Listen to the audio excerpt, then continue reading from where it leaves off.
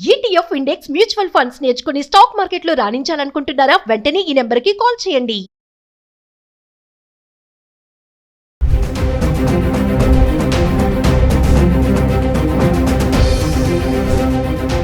నమస్తే, welcome back to Suman TV. Present మనతో పాటు ఉన్నారు అనలిస్ట్ మందర్ కృష్ణారెడ్డి గారు. నమస్తే సార్. నమస్తే అమ్మా. సార్, బంగారం వెండి ధరల గురించి మనం రెగ్యులర్ గా చేస్తున్నాం వీడియోస్. అంటే రేట్స్ ఒకరోజు తగ్గుతున్నాయి, ఒకరోజు పెరుగుతున్నాయి. మరి 2026 కి ఇది కంటిన్యూ అవుతుందా, లేదంటే 2026 లో మళ్ళీ ధర మనకి పెరిగే ఛాన్స్ ఏమైనా ఉన్నాయా? అంటే వెండి చూసుకుంటే మరి మళ్ళీ 2 లక్షలు టచ్ చేసేటట్టే ఉంది ప్రైస్. ఒకసారి వివరాల్లోకి వెళ్తే బంగారం గురించి వెండి గురించి రేట్లు నిక్కచ్చిగా ఒక సంవత్సరం తర్వాత ఇంత ఉంటుందని ఎవ్వరు కూడా ఖచ్చితంగా చెప్పలేం. ఎందుకంటే పరిస్థితుల మార్పులు మనం ఎప్పుడు ఆలోచిస్తున్నాం. డాలర్ రేటు మీద ఆధారపడి ఉంటుంది, అలాగే స్టాక్ ఎక్స్చేంజ్ మీద ఆధారపడి ఉంటుంది, అలాగే రియల్ ఎస్టేట్ మీద ఆధారపడి ఉంటుంది, అలాగే గవర్నమెంట్స్ తీసుకునేటువంటి నిర్ణయాలు ట్యాక్సెస్ మీద కూడా ఆధారపడి ఉంటుంది, యుద్ధాల మీద ఆధారపడి ఉంటుంది, ఇట్లా రకరకాల వాటికి ఆధారపడి ఉంటుంది. లోకల్ ట్యాక్సెస్ కూడా ఒక్కోసారి యాడ్ అవడం వల్ల కూడా కొన్నిసార్లు ప్రాబ్లం ఉంటుంది. చైనా లోపల ఒక ట్యాక్స్ ప్రత్యేకంగా ఉన్నదాన్ని ఈ మధ్య తొలగించారు. గతంలో ట్యాక్స్ ఉండేది అక్కడ. అలాగా రకరకాల ట్యాక్సెస్ వల్ల కూడా పెరిగే అవకాశాలు మనకు కనబడతాయి, తగ్గే అవకాశాలు కనబడుతుంటాయి. ఇప్పుడున్న ప్రాజెక్ట్ చూసుకుంటే మనం ఎట్లా పడుతుందో చూస్తున్నట్టయితే ఫ్లక్చువేషన్ నడుస్తుంది. కొంచెం పెరుగుతుంది, కొంచెం తగ్గుతుంది, కొంచెం పెరుగుతుంది, తగ్గుతుంది. 1,20,000 నుంచి మొదలు పెడితే 1,30,000 దాకా వెళ్ళి మళ్ళీ క్రమంలో వెనక్కి వచ్చేసి మెల్లగా తగ్గడం పెరగడం ఇక్కడిక్కడే జరుగుతూ ఉంది. ఇది మరి 2000 మనకు ఇప్పుడు ఈ డిసెంబర్ ఆఖరిలాగా ఉన్నాం మనం. జనవరి లోపల కొంతమంది చెప్పడం ఏంటంటే పెరిగే అవకాశాలు చాలా ఉన్నాయి బంగారం అని కొంతమంది చెప్తున్నారు. కొంతమంది అంచనాలు వేస్తున్నది ఏంటంటే పెరిగే అవకాశం ఏమాత్రం లేదు, ఖచ్చితంగా తగ్గి తీరుతుంది అనేది కొంతమంది యొక్క వాదన. ఎవరి వాదనలైనా ఒక మేరకు మాత్రమే పనిచేస్తాయి తప్ప 100% వీళ్ళు చెప్పింది కరెక్ట్ అని చెప్పడానికి అవకాశం లేదు. ఎందుకంటే ఎప్పుడు ఏ మార్పులు వస్తాయో ప్రపంచంలో ఎవరేం చెప్పగలుగుతారు? సడన్ గా మార్పులు రావడం అనేది చాలా సులభం. యుద్ధం ఒక రోజులో వచ్చేస్తుంది. సడన్ గా అనుకుంటే టక్కున యుద్ధం స్టార్ట్ అయిపోతుంది. మరి ఆ యుద్ధం ఎందుకు మొదలైంది? నేను చెప్పినట్టు కాలేజీ అనడానికి అవకాశం లేదు. యుద్ధాలు మొదలైతే ఆటోమేటిక్ గా తేడా వచ్చేస్తాయి. కాబట్టి రకరకాల కార్యక్రమాలు. అయితే వెండికి మాత్రం బాగా ఎక్కువ పెరిగే అవకాశాలు బాగా ఉన్నాయి. ఇది మనం మొదటిసారి చెప్తున్నాం. అందరికన్నా ముందుగా మనం సుమన్ టీవీ దాని గురించి మనం చెప్పాము. ఆ విషయంలో చాలా తేడా వస్తుంది. బంగారంతో పోటీ పడే పరిస్థితి ఒకనాటికి వస్తుంది వెండికి.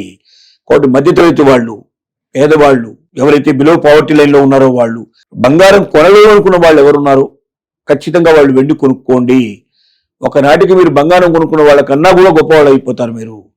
కారణం ఏంటంటే బంగారం రేటు కన్నా వడ్డీ రేటు పెరగడానికి కారణం ఏమిటి?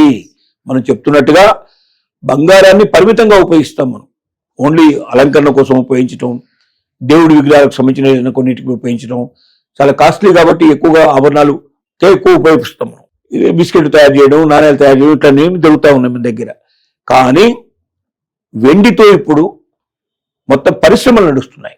ఆటోమొబైల్స్, ముఖ్యంగా ఆటోమొబైల్ పరిశ్రమ లోపల ఒక్కొక్క వాహనం తయారు చేయడానికి 75 కిలోల ఒక వాహనానికి వాడితే లక్షల వాహనాలు ఒక రోజుకు తయారవుతున్నాయి.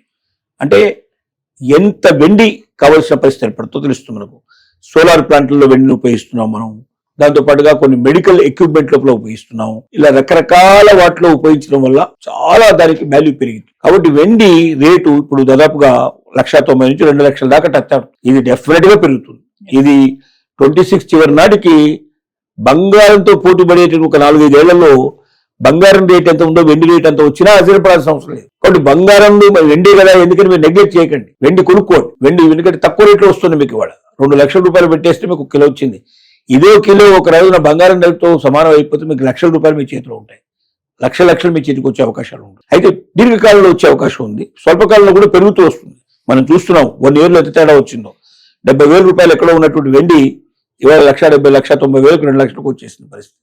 సంవత్సరం లోపల మనకున్న తేడా దాదాపుగా జనవరి లోపల మనకు 70,000 లోపలే ఉంది వెండి. ఇవాళ మనకు 1,90,000 నుంచి 2 లక్షల మధ్య నడుస్తుంది. అంత డిఫరెన్స్ ఉంది. బంగారానికి వెండికి తేడా చాలా ఎక్కువ ఉంటుంది. కాబట్టి అంత తేడా ఉన్నప్పుడు కొనుక్కోవడం చాలా సులభం. కాబట్టి వెండి 1,00,000 కొనకండి, ఒకేసారి మీరు 1 కిలో కొనకండి. 50 గ్రాములు కొనండి, 100 గ్రాములు కొనుక్కోండి, 200 గ్రాములు కొనుక్కుంటే 1/4 కిలో కొనుక్కోండి. మీ దగ్గర డబ్బు ఉండేదాన్ని బట్టి. బంగారం కోసం పోటీ పడేదిగా బంగారాన్ని పెట్టే డబ్బులు పెట్టి వెండి కొనుక్కున్నట్టయితే మీకు ఆభరణాల కింద పెద్దగా ఉపయోగపడకపోవచ్చు. కానీ మీరు వెండిని అట్టే పెట్టుకుంటే ఒకనాటికి వెండి బంగారంలాగా అవుతుంది. వెండే బంగారంలాగా మారిపోతుంది. మీకు అంత విలువ వస్తుంది మీకు. అది మాత్రం ఖచ్చితంగా ప్రతి ఒక్కరు ప్రపంచంలో దీని గురించి చెప్తున్నారు, అంచనాలు వేస్తున్నారు. ఎందుకంటే ఉపయోగించడానికి ఎంతైతే బయట మనకు కావాల్సిందో, డిమాండ్ ఎంతైతే ఉందో అంత సప్లై లేదు.